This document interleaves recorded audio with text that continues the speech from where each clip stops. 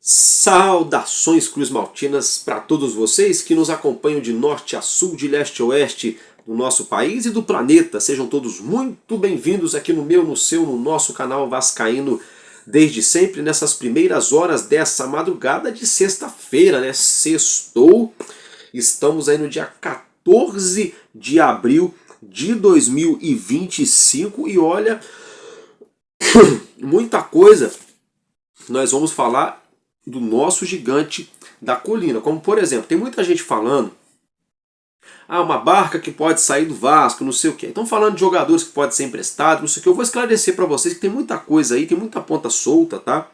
Que não tá batendo. Tem informação que estão colocando aí, que é aquele achismo que jogam na internet e falam que é informação. Eu vou explicar para vocês o que está acontecendo em relação aos jogadores que realmente de fato podem deixar o Vasco. E estão falando aí que é 7, mas na verdade são mais de 8, tá? Mas eu vou falar de 8 aqui. Tá bom, meus amigos? Então vamos lá, daqui a pouco a gente fala disso. Vamos falar também sobre o Fernando Diniz, que visitou o Colégio Vasco da Gama e que está observando a base do Vasco nessa data FIFA, hein? Para implementar jogadores no nosso elenco profissional. Vamos falar também sobre o retorno de Adson, isso mesmo, o DESP, né? O Departamento de Saúde e Performance do Vasco da Gama, nos dá conta de que Adson está muito perto de voltar aos gramados. Eu vou explicar para vocês também a situação do nosso atacante de 25 anos. Nós vamos falar também sobre o novo vice-presidente que o Vasco da Gama anunciou nessa quinta-feira, ontem. Vamos falar um pouquinho sobre a seleção brasileira, o nosso Paulo Henrique, que joga amanhã contra Senegal. E vamos falar também sobre o novo gramado de São Januário, que deve começar a ser instalado, já colocado, plantado nessa sexta-feira, conhecido como hoje. A gente vai falar dessas situações todas. Então você que está aí nos acompanhando, já prepara o seu cafezinho, deixa o seu lanche no jeito, naquele pique vapt-vupt, que eu já estou voltando. Vou deixar o seu Madruga com vocês aí, já volto para a gente começar mais um vídeo aqui no nosso canal Vascaíno desde sempre.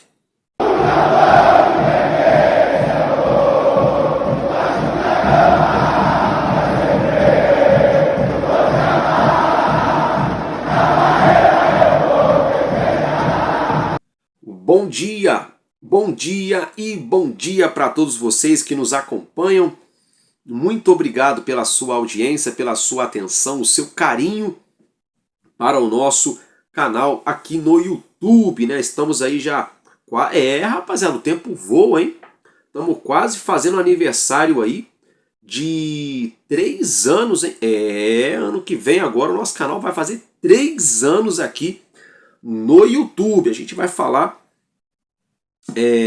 dessa situação no fim do ano, que eu vou preparar uma parada maneira de aniversário aqui do nosso canal. Mas olha só, primeiramente eu quero desejar para todos vocês um bom dia, que Deus nos abençoe, para você que está indo trabalhar, para você que está indo para o colégio, para você que está chegando do serviço, para você que vai estudar, para você que tem N situações para resolver, que você vá em segurança, que o Papai do Céu, que Deus te leve e te traga em segurança para o seu lar novamente, sempre respeitando a sua crença, a sua fé e a sua religião, mas que Jesus abençoe as nossas vidas e ótima sexta-feira, dia 14 de novembro, estamos começando mais um conteúdo aqui no canal Vascaíno desde sempre. Agora sim, sem muito rodeio, né? Direto e reto ao que nos interessa. Vamos falar um pouquinho do gramado, né? Pelo terceiro dia consecutivo, quarto dia a gente falando aí do gramado de São Januário. Gramado que foi totalmente retirado nessa última quinta-feira. E olha, o presidente da Greenleaf, o Paulo Azevedo, falou sobre o novo gramado que vai ser colocado em São Januário, vai começar a ser plantado, né, implementado hoje, nessa sexta-feira. É um gramado novo, o nome do gramado é Bermuda Celebration, tá, gente? Isso mesmo, Bermuda Celebration é o nome do gramado, um gramado inclusive que tem em outros estádios aqui do futebol brasileiro, por onde tivemos a Copa do Mundo de 2014. Então, como se diz naquele padrão FIFA, né? O gramado aí, o novo gramado da colina histórica de São Januário. Olha, meus amigos, essa grama nova está vindo de uma fazenda lá em Saquarema, na região dos Lagos, no Rio de Janeiro. Está vindo para a capital do Rio, justamente para ser plantada na colina histórica. Então, para não ficar só no que eu estou falando, acompanhe aí o presidente da Greenleaf explicando aí o passo a passo para a gente ter o novo gramado na colina, que eu já volto. Tiago, o corte da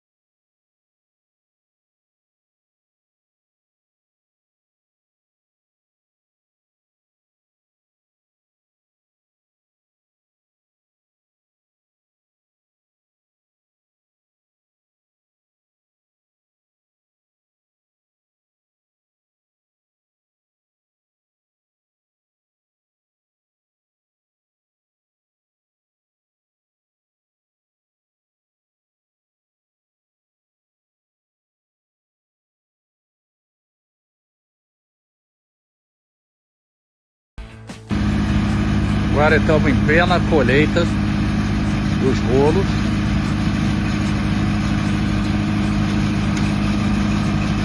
Os rolos estão com 15 metros, com 2,8 de espessura.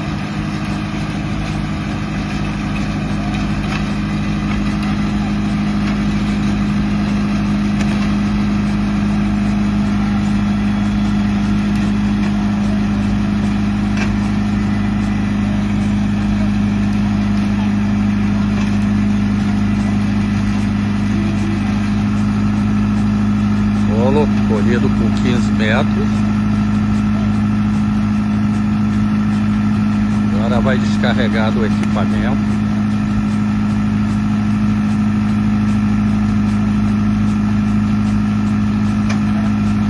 Os rolos são enrolados em plástico para que não suje a grama.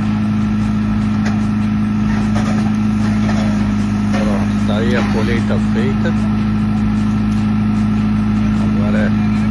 Fechar o plástico para transportar para o pátio dos caminhões. Agora é o transporte dos rolos para o pátio do caminhão.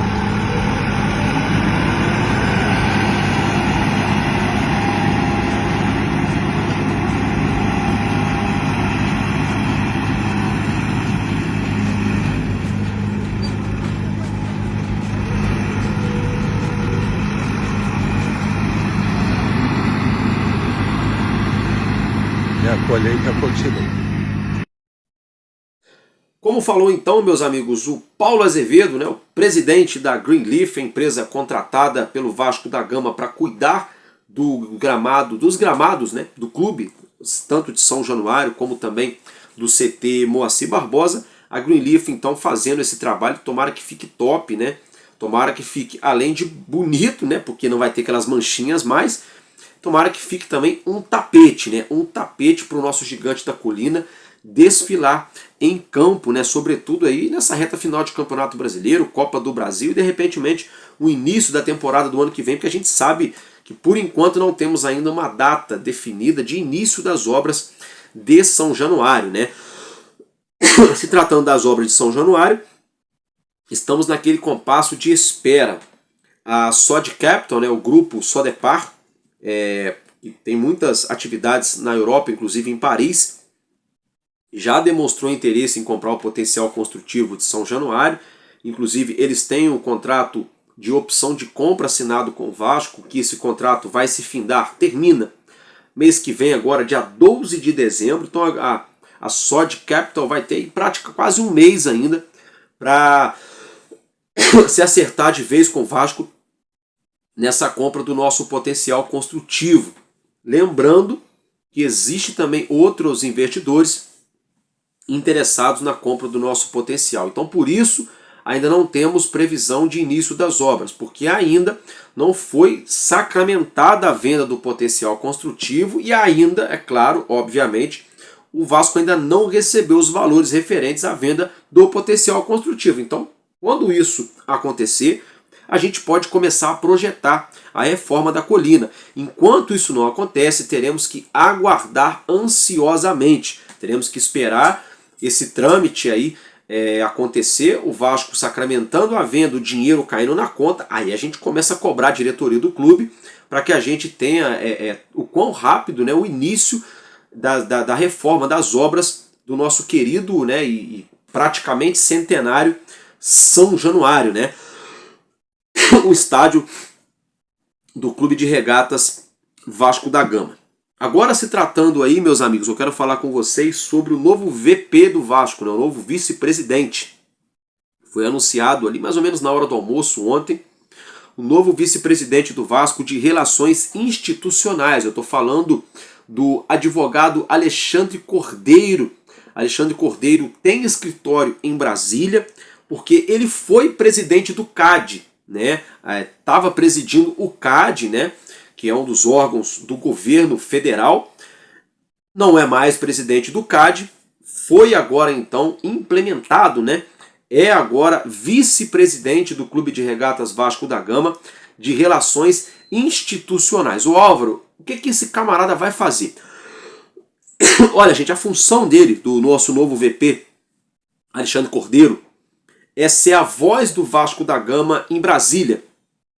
A voz do Vasco da Gama lá no Planalto Central, se tratando de situações envolvendo o ministro do esporte, envolvendo situações financeiras, recuperação judicial, envolvendo reforma de estádio, N situações cotidianas, corriqueiras do dia a dia de um clube gigante como o Vasco da Gama.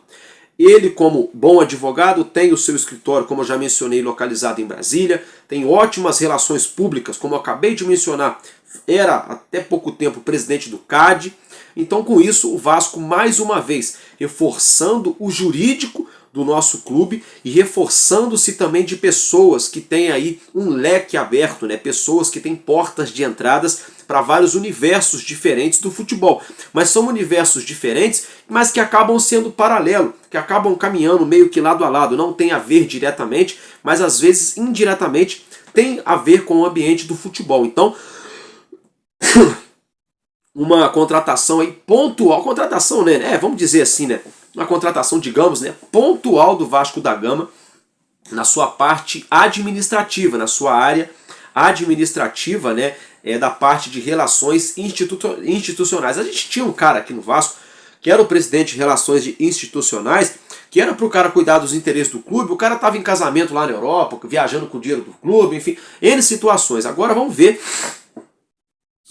né, se o Alexandre Cordeiro vai exercer de fato essa função mesmo de vice-presidente, que é uma responsa, hein, meu compadre? Vice-presidente do Vasco da Gama, não é para qualquer um, não. Tem uma espinha dorsal do Vasco aí, muito bem montada na parte jurídica, aí com Paulo Salomão, com Felipe Carregal, o próprio Carlos Amodeu, que não é da parte jurídica, mas é um cara muito inteirado de N assuntos importantes do clube, não à toa ele é CEO da SAF do Vasco. Temos agora então a chegada do Alexandre Cordeiro. Aí eu fico vendo alguns torcedores, politiqueiros, né? A política é foda, desculpa da palavra, a política é foda. Tem os politiqueiros dentro do Vasco e tem os politiqueiros aí do país, né? Tem torcedor viajando na batatinha. Vou falar de novo, hein? Falei isso ontem, vou falar hoje de novo, que eu gostei dessa história aí. Tem torcedor viajando nas batatinhas. Falando assim, porque agora o Vasco trouxe fulano lá, porque era da tropa do Bolsonaro. Aí o outro torcedor vai lá e responde assim, porque você gosta da turma lá do Lula. Torcedor do Vasco, pelo amor de Deus, cara. Pelo amor de Deus. Política nacional se discute em qualquer lugar, irmão. Menos dentro de futebol, meu irmão. Dentro do Vasco não tem que falar de política, torcedor. Não tem nada a ver o bumbum com as calças, torcedor. Até porque dentro do Vasco, dentro do Flamengo, do Corinthians, tem gente que trabalha em todos os clubes que eu estou falando aqui, que apoiam a direita, que apoiam a esquerda e que apoiam o centrão da nossa política. Então não comecem a viajar na batatinha, porque o cara trabalhou lá com o pessoal do Bolsonaro, não sei o quê. Gente, numa boa, eu não tô aqui para falar dessa porcaria de política, tá? Tô aqui para falar do Vasco da Gama. Tem gente misturando as bolas aí. Tem gente misturando as bolas aí, tá? Porque é muito louco. Se a gente for levar por esse lado, vai sair muita gente do Vasco e tá até exercendo um trabalho maneiro. Gente que apoia a direita e que apoia a esquerda. Então não começa a viajar na maionese. Eu sei que a maior parte de vocês não entra nesse debate, não mistura as bolas, não mistura as situações, mas tô vendo aí na rede social, na internet, muito torcedor do Vasco levando a situação desse anúncio do Alexandre Cordeiro como novo VP do Vasco da Gama para um viés político da política nacional, que não tem nada a ver, tá? Numa boa, não tem nada a ver. E eu particularmente achei uma contratação acertada sim, porque, como eu já falei, abre portas, conhecimento, pessoas. Ah, Álvaro, será que isso tem a ver? Tem, quer ver? Eu vou provar para vocês que tem muito a ver. A 777 trouxe o Alexandre Matos, muito conceituado, e eu fiquei todo bobificado aqui quando o Matos foi anunciado. A gente até anunciou aqui no canal também. E o Matos fez aquela monte de cagada aqui no Vasco, contratou um monte de jogador nada a ver, gastou muito dinheiro de jogador que não era para ter gastado nem metade, né? Enfim. Rodou, não deu certo, foi embora. Jogadores que o Matos trouxe também, a maior parte também não deram certo. Aí a 777, o Pedrinho, foram lá e contrataram outros diretores, aí até contratou o Marcelo Santana, que também não arrumou nada. Era um cara cheio de vontade, cheio de sonhos, um cara que fala bem, não sei o quê, mas não arrumou nada. Aí chega, de repente, um português que cai de paraquedas aqui no Brasil, chamado Admar Lopes, que de repente o cara chega lá da Europa aqui pro Vasco e conseguiu trazer poucos jogadores, mas resolveu muito problema do time dentro de campo, do clube também fora de campo, é claro. Mas o que isso tem a ver? Isso tem a ver com as relações pessoais do Admar Lopes. O Admar Lopes, ele conseguiu acessar jogadores, empresários, ele conseguiu abrir portas para o Vasco que nem Alexandre Matos e que nem o Marcelo Santana conseguiam acessar quando eram diretores de futebol do clube. Tanto que vocês viram que com pouco tempo de janela o Admar Lopes trouxe 2 zagueiros, trouxe atacante, trouxe jogador de lado de campo, resolveu algumas situações do clube, trouxe meio campo. Então eu vejo a chegada do Alexandre Cordeiro para ser o vice-presidente de Relações Institucionais do Vasco nesse pique aí, nesse time. É um cara que vai abrir portas, que tem conhecimento de pessoas, que tem contatos. Às vezes a pessoa em si não vai fazer muita coisa pelo clube, mas às vezes um telefonema pode mudar tudo. Pode colocar na direção do clube uma pessoa, um conglomerado de grupo de empresários, situações que pode mudar a história do clube. Então, eu gostei dessa situação, fica aí o registro para vocês. Só um registro rápido aqui de seleção brasileira, né? O Brasil enfrenta a seleção de Senegal amanhã, nesse sábado, 13h, no horário de Brasília. E o nosso lateral direito, Paulo Henrique, pode começar no banco de reservas, algo que eu não concordo, tá? Não concordo. Alô, Carleto. Alô, Carleto. Tchau, Carleto, como stai? Bene, benvenuto em Brasil, né? Então, tipo assim, falando em italiano, né? Mas agora falando em português. Ô, Carlo Ancelotti, Carleto, não dá esse mole, professor. Põe o PH na direita que você não vai se arrepender. Vai na minha, o homem vai rabiscar para um lado, vai rabiscar para o outro. Vai colocar a bola na área com aquele veneno e finaliza bem. E volta para marcar. Não insiste com esses caras que você está insistindo aí. Não, tio Ancelotti, não insiste. Mas beleza, vamos lá. Outra notícia maneira em relação à seleção, viu, gente? O GE. Globo deu conta que o Rodrigo Caetano afirmou que o Ancelotti, além dessa Copa do Mundo do ano que vem, ele quer fazer parte de mais um ciclo completo de Copa do Mundo. Então ele quer participar dessa Copa do Mundo ano que vem com a seleção, mas ele quer também depois um ciclo inteiro de 4 anos de preparação, de eliminatória, para montar a seleção do zero novamente aí para a Copa de 2030, né? Então seria muito bacana se isso acontecer. Mas olha, numa boa, rapaziada, isso vai passar pelo resultado da Copa do ano que vem. Até onde o Brasil chega e se cair, como vai cair. Aí vai determinar se o Ancelotti fica ou não. Futebol brasileiro não tem muita receita não, é meio que resultado mesmo. Ainda mais nós que estamos na fila aí já há 24 anos praticamente esperando o hexacampeonato, né? Agora mudando de assunto, falar com vocês aqui sobre o Adson, né? O Adson teve uma lesão lá em 2000. 2024, teve outra lesão esse ano, 2025, né? Ele que é um jogador de 25 anos e o Desp do Vasco da Gama está monitorando a situação do Adson, né? A sua consolidação óssea. Ele teve uma fratura na tíbia, isso virou uma fissura e teve que passar novamente por outro procedimento. Então o Vasco vem fazendo periodicamente, aí os médicos do Vasco, várias radiografias para monitorar como é que está a recuperação da tíbia, né, do osso da canela do Adson. Tá? Lembrando que ele tem contrato até dezembro de 2028, já jogou 50 jogos pelo Vasco, 34 jogos em 2024 e 16 jogos esse ano de 2025. E a expectativa do Desp do Vasco é que Adson retorne aos gramados em 2026. Isso, no começo desse ano que vem, Adson deve retornar aos gramados. Ele é o jogador que está mais próximo de voltar aos gramados aí dos que estão lá no departamento médico, né? O Jair, lembrando que o Jair, o Euder, são jogadores que tiveram lesões de ligamento cruzado, vão demorar mais tempo para se recuperar. E também as lesões foram depois da lesão do Adson, né? Então fica aí o registro, uma notícia boa, Adson voltando aí ano que vem. Sobre a base do Vasco, o Fernando Diniz visitou o colégio Vasco da Gama, né? E também está aproveitando essa data FIFA com desfalque de alguns jogadores convocados para observar jogadores da base treinando com o elenco profissional, né? É uma pena que o Euder se lesionou, que o Euder ia jogar de terno e gravata nesse meio campo junto com o Cauã Barros e Felipe Coutinho. É uma pena, né? Mas vamos torcer para que o Diniz encontre algum garoto que esteja com alegria nas pernas, que esteja no seu melhor momento ali na base, para subir para o profissional, que é o sonho de todo jogador de base, né? Todo garoto.